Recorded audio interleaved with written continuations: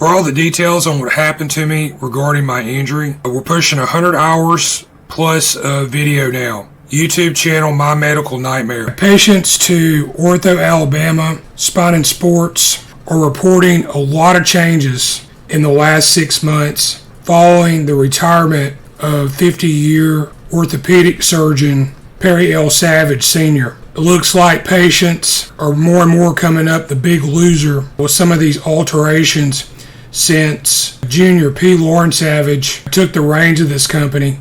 So the latest is OrthoAlabama maintains walk-in clinics at both its Birmingham and Hoover locations. So if you have an injury, you can come in off the street without an appointment and presumably get treated. What's happening is people are going into this place with injuries now, and they're being told the walk-in services and doctors temporarily unavailable. This is very troubling. Check out this infographic from the OrthoAlabama official website. And here they compare their walk-in services to a hospital emergency department. These comments are from the second week of July 2026. This is for the 1801 Gadsden Hwy, Birmingham, Alabama location, literally feet from the Trussville city limits line. They report the walk-in clinic does not follow the hours posted. It is at, quote, provider's discretion, unquote, which is understandable, but not what is advertised on the website. Very misleading and frustrating. The desk staff cannot do anything about it, but whoever is in charge of their website should update the info. And yeah, I did some videos on this in the past. At OrthoAlabama, these doctors are not only double booked, they're overbooked. Alright, so my issues with Dr. Perry L. Savage Sr. and OrthoAlabama Spine Sports. September 14th, 2019, visit $300 cash visit. Appointment at 3 p.m. I sat in the waiting room 2 hours until I saw him. Walked out of the place near 6 p.m. Their waiting area does not offer patient-customer privacy or security.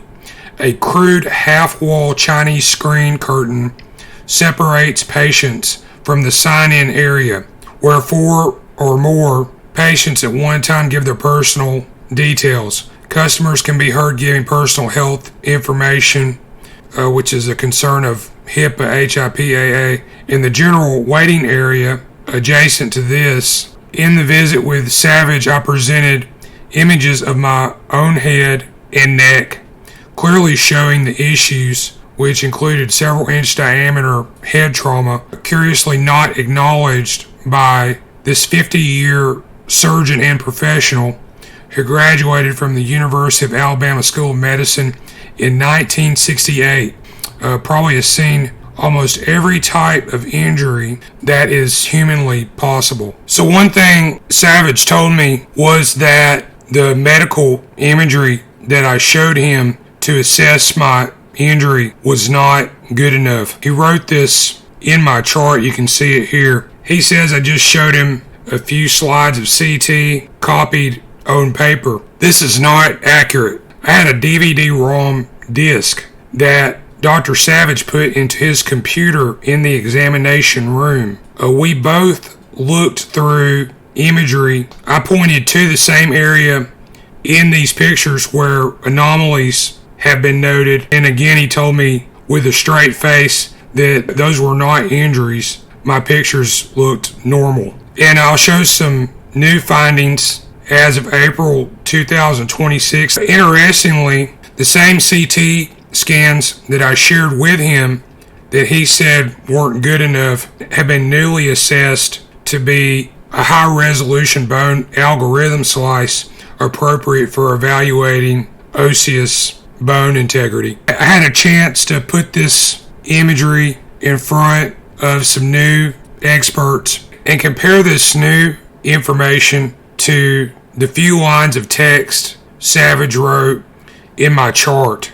Alright, so the area we're looking at, an axial view of the craniovertebral junction specifically focusing on the base of the skull and the first cervical vertebrae, C1, the atlas. Primary findings. Within the highlighted red region, patient's left side image right, there's a significant disruption in the cortical continuity of the C1 lateral mass and posterior arch. This appearance may suggest a comminuted fracture where the bone breaks into several fragments. The bone in this area appears irregular and displaced when compared to the contralateral side, that's the patient's right. These findings could reflect an acute traumatic injury to the atlas, such as a Jefferson-type burst fracture or a complex lateral mass fracture. And continuing, examination details comparison. When comparing the highlighted region to the opposite side of the image, the normal ring-like structure of the C1 vertebrae is lost. The contralateral patient's right side shows a more continuous and expected cortical outline. Anatomical deviation. The fragments in the red box appear to be shifted, which could indicate instability at the craniovertebral junction. The findings are highly consistent with an acute fracture of the C1 vertebra atlas on the patient's left side. Because injuries to the upper cervical spine carry a high risk of instability and potential neurological complications, this requires immediate evaluation by a neurosurgeon or orthopedic spine specialist, and usually necessitates stabilization, such as a cervical collar, until fully cleared. I mentioned in the other video where, after challenging the Birmingham Radiological Group, Ascension, and UAB doctors, I was retaliated against, and the future healthcare providers that I went to, when they looked into my case, some protest was made from one of the earlier providers, and all of a sudden I found doors were being closed to me in my quest for diagnosis and treatment of this injury, which I was repeatedly told did not exist. To OrthoAlabama and Dr. Perry Savage, they apparently had a working relationship or partnership with the Birmingham Radiological Group doctors, UAB, St. Vincent's, and Ascension. In the chart note where Savage claims he cannot explain my pain, but refers me on to their partners, University of Alabama, Birmingham, UAB. I did another video where OrthoAlabama and their doctor Malampati were the subject of a civil lawsuit in which Birmingham Radiological Group Dr. Julian Patrick Druhan was blamed for contributing to a patient's death days before that individual had some medical imagery done and was accused of not spotting deep vein thrombosis, which may have been a causative factor in that patient's death. Physician assistant Ben Jeter, PAC, sat in during this exam. He entered the room and never introduced himself. Dr. Savage also never introduced him to me as well, and this is not professional. When Savage was not looking at my CT, X-ray, and MRI images, Jeter thumbed through my files. Mr. Jeter silently observed. When I left, this man told me someone in their office would call me about a UAB neurosurgery referral in a few days' time.